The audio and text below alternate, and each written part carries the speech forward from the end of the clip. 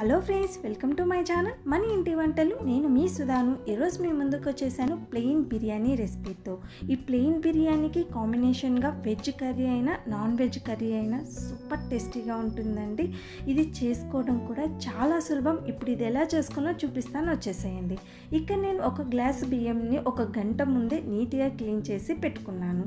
ఇక్కడ నేను బాస్మతి బియ్యం తీసుకున్నానండి. మీకు కావాలంటే మీరు రెగ్యులర్ సోనా మసూరా బియ్యంతో కూడా ఈ బిర్యానీ చేసుకోవచ్చు.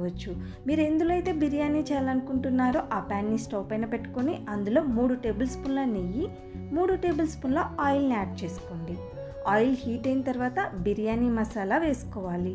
2 బే లీవ్స్, 1 ఇంచ్ దాల్చిన చెక్క, 4 లవంగాలు, 1 స్టార్ అనాస, 1 నల్ల ఇలాచి, 1 టేబుల్ స్పూన్ సాహీ జీరా వేసుకొని 1 నిమిషం పాటు మీడియం ఫ్లేమ్లో పెట్టుకొని ఫ్రై చేసుకోండి.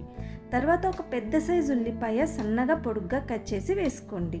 2 నుంచి 3 పచ్చిమిరపకాయలని కూడా వేసుకొని మీడియం ఫ్లేమ్లో పెట్టుకొని ఉల్లిపాయ గోల్డెన్ కలర్లోకి వచ్చే వరకు ఫ్రై చేసుకోండి.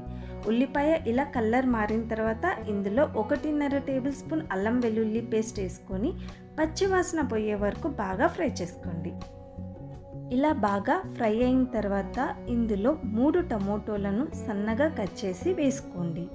మీడియం ఫ్లేమ్లో పెట్టుకొని టమోటో పూర్తిగా మగ్గిపోయి ఆయిల్ సపరేట్ అయ్యేంత వరకు కుక్ చేసుకోండి. ఇలా మగ్గిపోయి ఆయిల్ సపరేట్ అవుతున్నప్పుడు ఇందులో మసాలా పొడిలు వేసుకోవాలి. 1 టేబుల్ స్పూన్ గరం మసాలా, మీ రుచికి తగినంత కారపొడిని వేసుకోండి.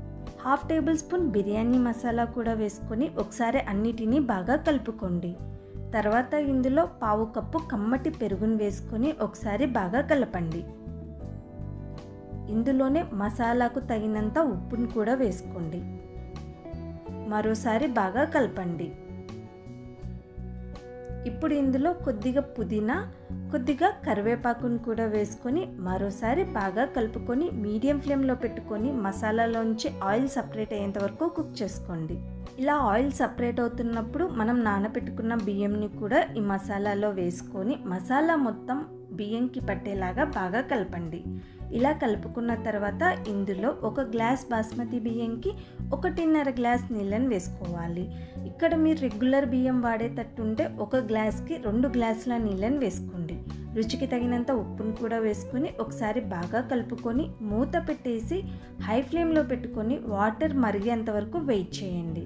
వాటర్ ఇలా మరుగుతున్నప్పుడు లో ఫ్లేమ్లోకి అడ్జస్ట్ చేసుకొని మరో 10 నుంచి 15 నిమిషాల పాటు అన్నంని కుక్ చేసుకోండి.